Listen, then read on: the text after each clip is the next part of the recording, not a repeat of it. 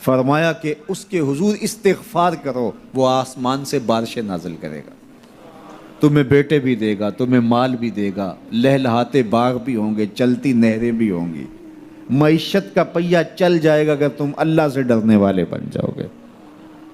تو آج ہم کہتے ہیں یہ ہو فلاں ماہر اور فلاں شخص ہو تو پھر ہماری معیشت بہتر ہو سکتی ہے۔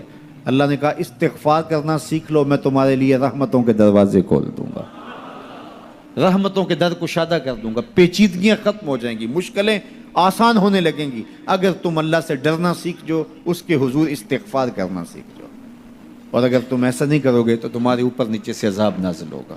وَهُوَ الْقَادِرُ، وہ اس بات پہ قادر ہے، ان یبعث علیکم عذاباً، کہ وہ تمہارے اوپر عذاب نازل کرے، تمہارے اوپر سے، تمہارے نیچے سے۔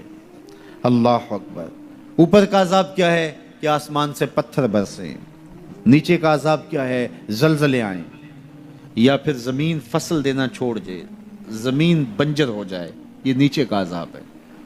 حضرت عبداللہ ابن عباس رضی اللہ تعالیٰ عنہ فرماتے ہیں اوپر کا عذاب یہ ہے تمہارے حکمران نااہل ہوں، اور نیچے کا عذاب یہ ہے تمہاری اولادیں نافرمان ہو جائیں۔ یہ اوپر اور نیچے کا عذاب ہے جس میں تمہیں مبتلا کر دیا جاتا ہے۔ یہ کب ہوتا ہے؟ جب تم اللہ کے حکموں کے نافرمان ہو جاؤ۔ جب چند لوگ اللہ کے نافرمان ہو جاتے ہیں تو پھر ان چند لوگوں کو انفرادی اذیتوں میں اور مشکلات اور پیچیدگیوں میں مبتلا کیا جاتا ہے۔ لیکن جب کوئی قوم من حیث المجموع اللہ کے حکموں کو توڑتی ہے اور اس کے حکام سے روح گردانی کرتی ہے تو پھر پوری قوم کو مشقتوں میں، اذیتوں میں، تکلیفوں میں مبتلا کر دیا جاتا ہے۔ اس کا علاج کیا بتایا؟ استغفار۔ حضرت نوح علیہ السلام نے جو اپنی قوم سے کہا تمہیں مال بھی ملے گا، تمہیں دولت بھی ملے گی، تمہیں بیٹے بھی ملیں گے، سرسبز جو ہے وہ باغات بھی نصیب ہوں گے، ان کی شاخیں پھلوں سے لدی ہوئی ہوں گی، چلتی ہوئی نہریں اور برستی ہوئی بارش، ساون کے نچڑتے ہوئے بادل، اور ماحول کی خنکیاں اور خوبصورتیاں اور جمال اور لہلہاتے ہوئے سبزے، اور تمہارے اوپر ہر طرح کی عنایات برسیں گی اگر تم اللہ سے ڈرنا سیکھ جاؤ گے اور اللہ کے حضور استغفار کرنا سیکھ جاؤ گے، تمہیں خوشحال اور خوبصورت زندگی عطا کر دی جائے گی۔ اللہ اکبر۔ لیکن اگر تم ایسا نہیں کرو گے تو تمہاری معیشت تنگ کر دی جائے گی۔ استغفار کریں، تقوی کے خوگر ہو جائیں، شکر کرنے کی عادت ڈالیں۔ جو شکر کرتے ہیں اللہ تعالیٰ ان کو اور زیادہ عطا فرماتا ہے، دنیا میں بھی اور آخرت میں بھی۔ اس طرح دوسروں کی پریشانیاں دور کریں، اللہ آپ کی پریشانیاں دور کرے گا۔ بانٹنے کا مزاج پیدا کریں، آپ کے پاس جو بھی ہے بانٹ دیں، علم ہے تو بانٹیں، خوشیاں ہیں تو بانٹیں، آپ کے پاس دولت ہے تو لوگوں کے دکھ اس دولت سے دور کرنے کی کوشش کریں۔ جب آپ بانٹنا شروع کر دیں گے تو آپ کا رب آپ کو عطا کرنا شروع کر دے گا۔ یہ بات ہو نہیں سکتی کہ انسان کی زندگی میں مشکل نہ ہو۔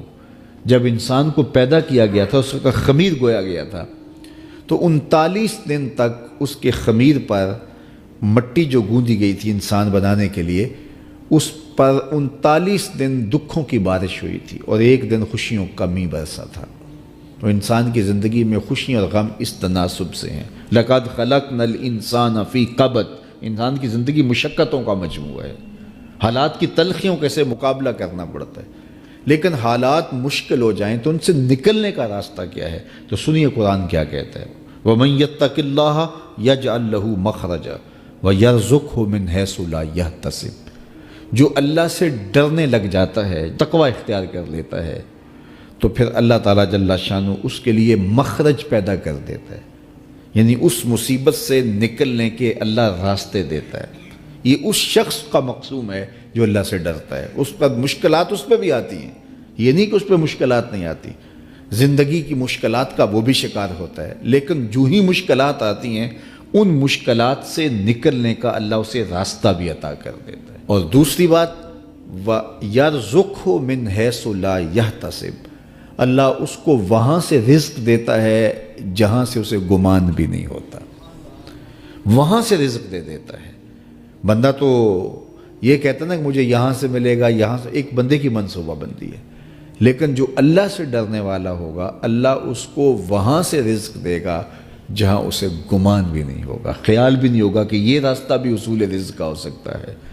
تو یہ میرے رب کا وعدہ ہے اور میرے رب کے وعدے سچے ہیں۔ تو جب تم اللہ سے ڈرنے لگو گے تو یہ تخت و تاج، یہ دنیا کی عزتیں، یہ تمہارے قدموں میں ہوں گی۔ اس سے ڈرنے کا نتیجہ ہے جو تمہارا رب تمہیں عطا فرمائے گا۔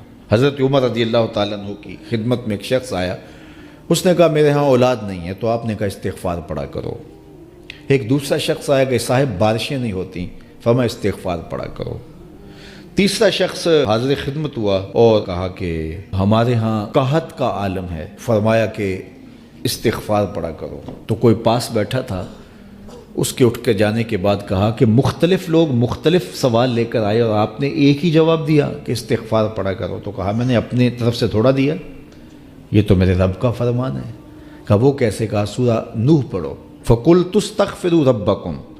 حضرت نوح علیہ السلام نے اپنی قوم سے کہا کہ اپنے رب کے حضور استغفار کیا کرو، اِنَّهُ كَانَ غَفَّارًا۔ اس کا نتیجہ کیا ہے؟ جب تم استغفار کرو گے تو وہ تمہارے گناہ بخش دے گا۔ ایک تو فائدہ اس کا یہ ہوگا، وَيُرْسِلِ السَّمَاءَ عَلَيْكُمْ مِدْرَارًا، آسمان سے موسلادھار بارشیں بھی برسیں گی، وَيُمْدِدْكُمْ بِأَمْوَالٍ وَبَنِينَ، اور اللہ تمہیں استغفار کی برکت سے مالا مال بھی کر دے گا، وَبَنِينَ، اور تمہیں بیٹے بھی عطا کرے گا، وَيَجْعَلْ لَكُمْ جَنَّاتٍ وَيَجْعَلْ لَكُمْ أَنْهَارًا، تمہیں باغ بھی عطا کرے گا اور تمہیں چلتی ہوئی نہریں بھی عطا فرمائے گا۔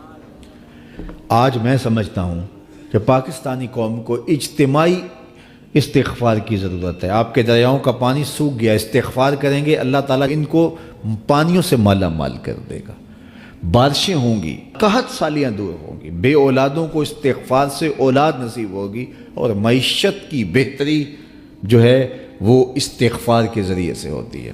تو یہ 5 چیزیں بیان فرمائیں تو استغفار سے خوشحال زندگی کا تصور ابھرتا ہے۔ ہمارے چینل کو سبسکرائب کریں اور ویڈیو کو شیئر کریں، لائک کریں۔ جزاک اللہ خیر۔